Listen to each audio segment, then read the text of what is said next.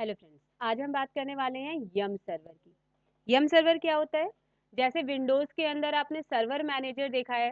Server manager के ऊपर हम जाते हैं, कोई भी ऐड रोल करते हैं, डीएचसीपी इंस्टॉल करना है, डीएनएस इंस्टॉल करना है, एक्टिव डायरेक्टरी कॉन्फ़िगर करना है।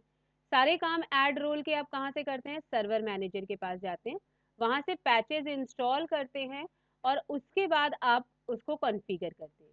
ठीक इसी तरह लिनक्स के ऊपर हमें सर्वर मैनेजर बनाना है, जहां से हम पैचेस इंस्टॉल कर सकें, डीएचसीपी इंस्टॉल करना है, अपाचे इंस्टॉल करना है, बाइंड सर्वर इंस्टॉल करना है। We need a server manager. Linux का जो सर्वर मैनेजर है उसे हम कहते हैं यम सर्वर। यम से पहले अगर ओल्ड वर्जन में हम देखें तो आरपीएम था, रेड हैट पैकेज मैनेजमेंट था। आरपीएम के अंदर प्रॉब्लम क्या थी कि डिपेंडेंसीज हमें उसमें इंस्टॉल करनी पड़ती थी अलग अलग, जिसको नेक्स्ट अपडेट आया यम सर्वर का। अब यम सर्वर डायरेक्टली जितने डिपेंडेंसीज होती हैं वो सारी डिपेंडेंसीज एक साथ इंस्टॉल कर देता है, तो आपको अलग अलग डिपेंडेंसीज खोजने की जरूरत नहीं पड़ती है। तो that is the difference between RPM and yum server. RPM का full form Red Hat package management, जो पहले आता था। अभी भी आप चाहें तो आरपीएम यहाँ कॉन्फ़िगर कर सकते हैं, उसके साथ आप सारे पैचेस यूज कर सकते हैं, सारे पैचेस आप इंस्टॉल कर सकते हैं। उसका जो लेटेस्ट वर्जन है यम सर्वर, हम उसकी बात कर रहे हैं। यम सर्वर कैसे बनेगा, कैसे वो सर्वर मैनेजर की तरफ बिहेव करेगा, वो सारी चीजें मैं आपको यहाँ पे कराने वाली हूँ। तो सबसे पहले यम सर्वर आपका हो गया। इसको येलो डॉग मैनेजर भी कहीं कहीं कहते हैं, बट इट्स अ यम यानी येलो अपडेट मैनेजर, जिससे हम सारे पैचेस अपने सारे सर्वर रोल्स कॉन्फ़िगर कर सकते हैं। जो भी हमें रिक्वायर्ड पैकेज है उसे हम यहाँ से इंस्टॉल करेंगे। क्या स्टेप्स होंगे? सबसे पहले हम एक डायरेक्टरी बनाएंगे। उस डायरेक्टरी के अंदर पूरा अपने रेड हैट का सेटअप, जो आपका जिससे आप इंस्टॉल करते हो, वो सेटअप पूरा आपको कॉपी करना होगा। सारे पैकेजेस आपको एक ब्लैंक ड्राइव के अंदर कॉपी करने होंगे, ब्लैंक डायरेक्टरी के अंदर।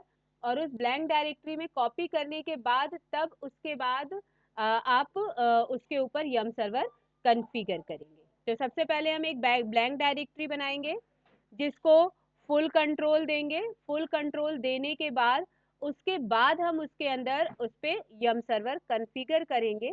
यम सर्वर की जो लोकेशन होती है वो /etc के अंदर /yum.repos.d के अंदर होती है, जिसके अंदर हम अपनी रेपोजिटरी फाइल .repo के नाम से बनाते हैं। .repo के अंदर जो कमांड लिखते हैं वो सारी कमांड्स देखिए सामने मैंने लिख रखी है। जैसे यम सर्वर बड़े ब्रैकेट में, कैपिटल ब्रैकेट में आप देंगे, फिर नाम आपके यम सर्वर का नाम है, फिर बेस यूआरएल। यूआरएल क्या होता है? Uniform resource locator. तो बेस यूआरएल के अंदर जाके हम अपना लिंक जनरेट करेंगे। फिर इनेबल्ड वन, मतलब हम इस जो यम सर्वर है इसको एक्टिव करते हैं, दैट इज इनेबल वन। और GPG check, group policy check को हम 0 डिफॉल्ट कर देते हैं, ताकि हम उस पर जीपीजी चेक कोई ना लगे। जब इतना सारा कमांड करने के बाद आप स्लैश पे वापस आएंगे और यम को क्लीन करेंगे, यम सर्वर को क्लीन करने के बाद यानी रिफ्रेश करने के बाद रेपोजिटरी लिस्ट बना लेते हैं, और उसके बाद आपका यम सर्वर रेडी हो जाता है। तो प्रैक्टिकली ये कैसे करेंगे वो मैं आपको दिखाती हूँ। एकदम फ्रेश मैंने लिनक्स इंस्टॉल कर रखा है यहाँ पे। सबसे पहले मैं cd स्लैश पर आई, एक ब्लैंक डायरेक्टरी क्रिएट कर लेते हैं। तो मैंने एक ब्लैंक डायरेक्टरी y1 के नाम से मान लीजिए क्रिएट की। इस y1 को फुल कंट्रोल देते हैं, chmod 777 करके मैं इसको फुल कंट्रोल दे रही हूँ। तो मैंने y1 के नाम से इसको फुल कंट्रोल दे दिया। अब मुझे cd माउंट करनी है। याद रखिएगा कि यम सर्वर जब आप कॉन्फ़िगर कर रहे हो तो रूट से लॉगिन करें, ताकि जब cd माउंट करें तो वो रूट से माउंट हो। तो उसके लिए यहाँ देखिए मैं ऑप्टिकल ड्राइव पर गई। अगर आप फिजिकल पीसी पर कर रहे हैं तो आपको सीडी ड्राइव में अपनी सीडी डालनी होगी, या तो यूएसबी ड्राइव में आप सेटअप रखिए, कहीं भी रख सकते हैं, वहां से कॉपी करना होगा। तो मैंने यहाँ सीडी ड्राइव के ऊपर अपनी सेटअप ड्राइव उस पर सेटअप को कॉपी कर दिया। अब एज ए सीडी वो मुझे यहाँ पर दिखने लगा। अब इसके बाद हम वापस आते हैं अपने कमांड प्रॉम्प्ट पे। अब जो सीडी मैंने माउंट की है उसके अंदर, सीडी के अंदर जाने के लिए कमांड लिखिए cd स्लैश। जब भी आप cd माउंट करेंगे तो वो हमेशा रन के अंदर, मीडिया के अंदर, और जिस यूजर से लॉगिन किए हैं, अभी मैं रूट से लॉगिन हूं तो रूट के अंदर आएगा। और एक बार फिर से टैब की केवल प्रेस कर दीजिए, जिस रूट के अंदर जो फोल्डर है वो आपको मिल जाएगा। तो RHEL 7.8 के नाम से फोल्डर है, जिसके अंदर सर्वर x.86 _64 करके आपको एक मिल रहा है। यही आपका सारे पैकेजेस का लोकेशन है, जहां पर आपकी सारी पैकेज है। तो इसको मैंने एंटर कर दिया। अब मैं CD के लोकेशन पर हूँ, यानी CD में पूरा सेटअप है। यहाँ से मुझे पूरा सेटअप कॉपी करना है Y1 के अंदर। तो आप इसके लिए कॉपी कमांड लिखिए, CP, जितने भी रिकर्सिवली जितने फोल्डर के अंदर फोल्डर है, फोल्डर के अंदर फाइल्स हैं, वो सारी चीजें हमें कॉपी करनी है। तो रिकर्सिवली करनी है। वेरीफाई करना है कि प्रॉपरली कॉपी हुआ हो तो V करिए। और फोर्सफुली, अगर कोई केवल रीड ओनली फाइल है उसे भी आपको कॉपी करना है, तो उसके लिए फोर्सफुली F लगाते हैं।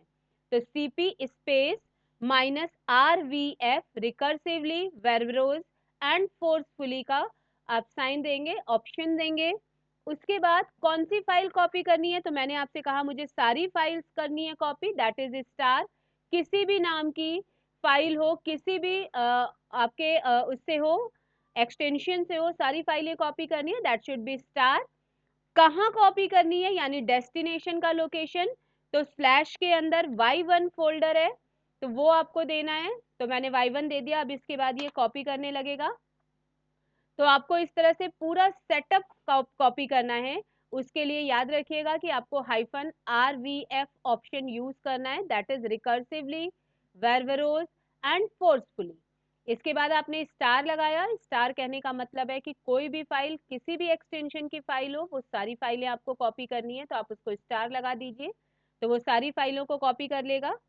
उसके बाद जैसे ही आप ये स्टार लगाएंगे, उसके बाद आपको डेस्टिनेशन लोकेशन बनाना है। मैंने आपको पहले बताया कि आपको एक डायरेक्टरी बनानी है, ब्लैंक डायरेक्टरी, और उस ब्लैंक डायरेक्टरी को फुल कंट्रोल देना है, ताकि सारी फाइलें वहां से कॉपी हो सकें। जब हम पैकेज इसको यम सर्वर बना दें, तो वहां से आपको सारे पैकेजेस को कॉपी करने का आपको लिंक जनरेट हो जाए।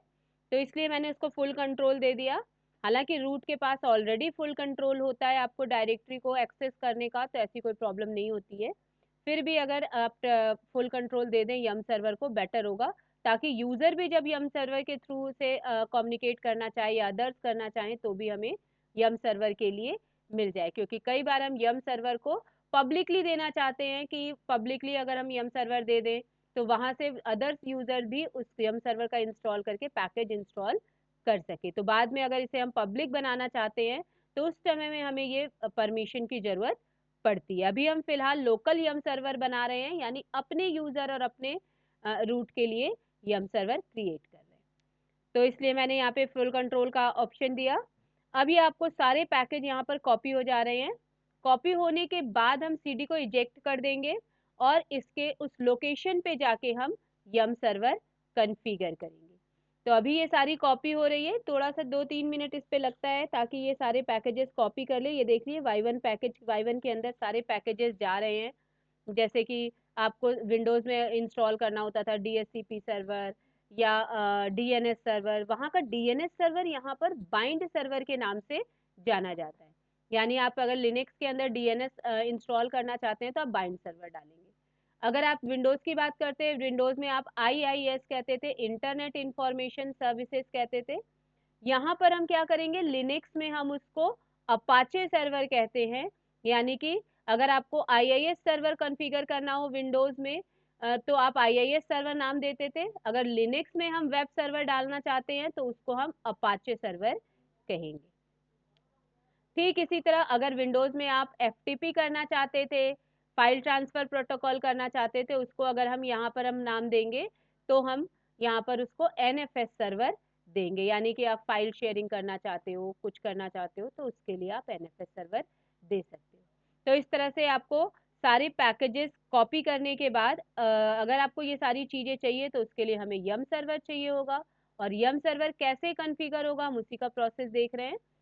ये अभी कॉपी कर रहा है। सबसे लास्ट में trans.tbl नाम से एक फाइल आएगी, और आपको ये पोर्ट पर रेडी दे देगा, मतलब प्रॉम्प्ट आपको दे देगा, जहां से आपको अगला प्रोसेस करना है।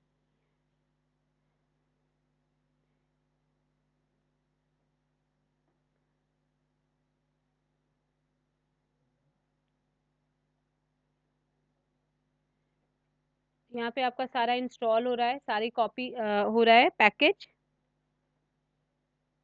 Y1 के अंदर देखिए पैकेजेस जा रहे हैं सारे।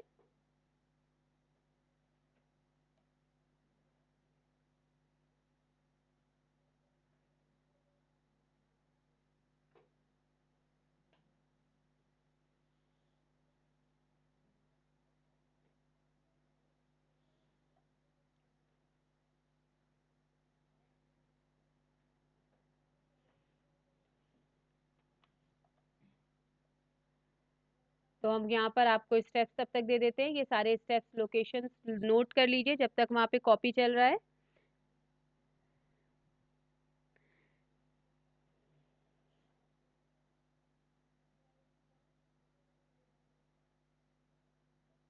ये देखिए trans.tbl नाम से आ गई आपका फाइल कॉपी हो गई। तो ये कंप्लीट Y1 के अंदर आपकी कॉपी हो चुकी है। अब इसके आगे के स्टेप्स नोट करिए। सबसे पहले हम cd स्लैश करके स्लैश पर वापस आ जाते हैं और अपनी cd को इजेक्ट करने की कमांड है इजेक्ट। तो जैसे ही मैं इजेक्ट करूंगी देखिए यहाँ पे अभी cd दिखा रहा है। इजेक्ट कमांड चलाने के बाद ये cd अपने आप आउट हो जाएगी। ये देखिए cd चली गई। तो cd इजेक्ट कर दिया मैंने। cd इजेक्ट करने के बाद अब आपको repos.d पर जाना है, यानी cd स्पेस स्लैश etc के अंदर yum डॉट repos.d के अंदर आपको आना है। ये देखिए repos.d के अंदर आ गए। अब आपको यहाँ पर एक रेपो नाम की फाइल बनानी है। तो वो फाइल बनाने की सिंटेक्स लिखिए विम स्पेस, किसी भी नाम से आप बना सकते हैं। मान लीजिए k.repo के नाम से मैंने वो फाइल बनाई। तो k.repo लिखिए, एंटर करिए, फाइल खुल गई। अब यहाँ पे इंसर्ट करना है आपको। सबसे पहले कैपिटल ब्रैकेट में लगाइए और यहाँ पर यम सर्वर, बीच में स्पेस नहीं देना है। उसके बाद नेम इज इक्वल टू कोई भी नाम दे सकते हैं, मैंने इसका नाम यम सर्वर दिया। उसके बाद बेस यूआरएल करके अब आपको देना है यहाँ पर आपका जो कमांड है वो file colon triple slash, double slash जो होता है वो शेयर फोल्डर के लिए, और हम स्लैश के अंदर हमारी फाइल है। फाइल हमने किस नाम से बनाई थी? Y1 के नाम से। तो फाइल के अंदर हम कॉलन ट्रिपल स्लैश Y1 के नाम से वो बेस यूआरएल क्रिएट करते हैं। अब इसके बाद आपको यहाँ पर आपको जो फाइल आप बना रहे हैं, यानी अपने यम सर्वर को एक्टिव रखना चाहते हैं, तो हम यहाँ पर इनेबल्ड लिखते हैं, इक्वल टू हम इसे इनेबल्ड करते हैं यानी एक्टिव कर दिया।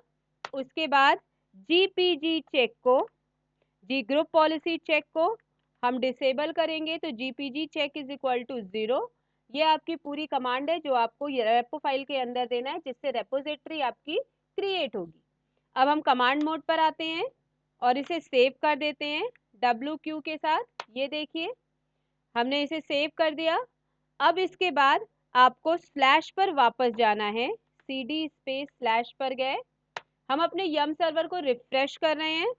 तो यम स्पेस क्लीन स्पेस ऑल, मैंने यम क्लीन ऑल डाला इस पे क्योंकि हम यम सर्वर को रिफ्रेश कर रहे हैं। ये रिफ्रेश कर दिया इसने। अब ये रेपोजिटरी क्रिएट करना है, तो आपकी नेक्स्ट कमांड है यम रेपो लिस्ट। वो उस बेस यूआरएल के बिहाफ पर रेपोजिटरी बना रहा है कि ये कितने सर्वर को इंस्टॉल कर सकता है। तो यम रेपो लिस्ट करिए, ये काउंट करके आपको पूरा क्रिएट करेगा और काउंट करके आपको बताएगा कि कितने पैचेज इसके पास रेडी हैं इंस्टॉल करने के लिए। तो ये देखिए ये पूरा क्रिएट करके आपको दिया कि 5000 यम सर्वर के अंदर 5231 पैचेज अब तैयार हैं जो कि आप इंस्टॉल कर सकते हैं। कोई एक पैकेज मैं आपको इंस्टॉल करके यहाँ दिखा देती हूँ कि कैसे हम इंस्टॉल करेंगे। मान लीजिए मुझे DHCP सर्वर चाहिए। विंडोज में भी आप DHCP डालते हैं, यहाँ पर भी DHCP के ही नाम से ये आता है।